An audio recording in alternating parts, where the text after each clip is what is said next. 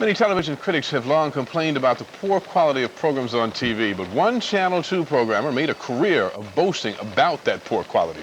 He scraped the bottom of the barrel of horror and science fiction movies and presented them to an adoring audience. On segment 2 tonight, movie reviewer Bob Shaw begins a nostalgic two-part journey back in time to the era of creature features. This is Channel 2.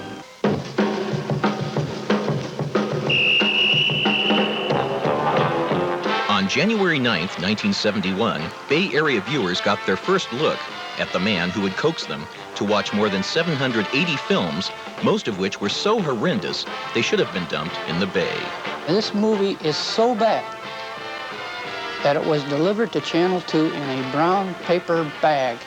His name, Bob Wilkins. He knew the movies were bad, and that's what made creature features fun. He admitted it, virtually dared us to watch, and we did. He said The Creeping Terror was, without a doubt, the worst movie he's ever seen in his life. This guy has seen them all. Wilkins knew how to sell a product, even a bad product, because he started as an ad man. In fact, he was working in the advertising department at Channel 3 in Sacramento when the owners offered to put him on the air for the very first time. We'd have a lot of going away parties because the television business is a transient situation. And I would speak at banquets and things like that. And so the Kelly brothers, who own the station, thought it might be fun if I had my own television show. Wilkins was given a slot, Saturday nights at 11:30, and his first film, an awful Japanese horror flick titled Attack of the Mushroom People. They never told me what kind of format to take or anything like that. But I knew that if I told the people to watch this film, that they wouldn't. So I told them not to watch it, okay? I was a TV guide, and I told them what was on the other stations at the time. In the fall of 1965, Wilkins' show on Channel 3 became an immediate hit, thanks to masochistic film fans in the Valley. I want to dedicate the film to two people out there who just You're going to dedicate this film to somebody? Yes, of course, a classic like this.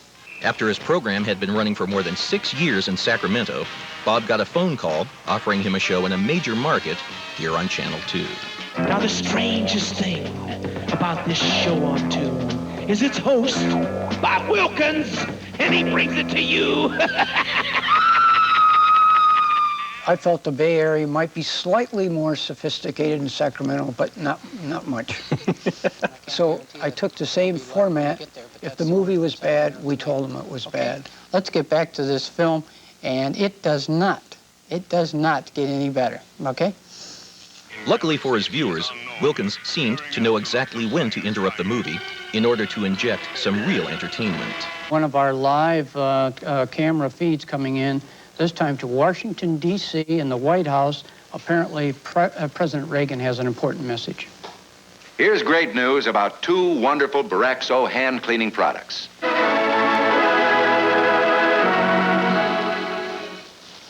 That was Wilbur Whitlow at the electric organ. He's currently playing in Truckee, California at a Holiday Inn. It's the Movie Monster Quiz, a creature feature special. Judith Weston worked 4.5 months to knit a sweater for King Kong. Look at there. It was supposed to be a show where you tuned in and you didn't know what you were going to see, except the movie might be bad. Well, that's it. I told you it was rotten. Occasionally, Wilkins would snag extended interviews with real celebrities who were promised they would not have to sit through the films. Among his guests, Star Trek's George Takei, Master Monster Maker Ray Harryhausen, and Star Wars producer Gary Kurtz. Because we had gone a little over budget and spent about $1 million more than we thought we were going to, and we're worried that we were going to make our money back. But Wilkins would also interview non-celebrities that most people would avoid on a bus. Have you ever met other people who are from other planets on the street? Constantly.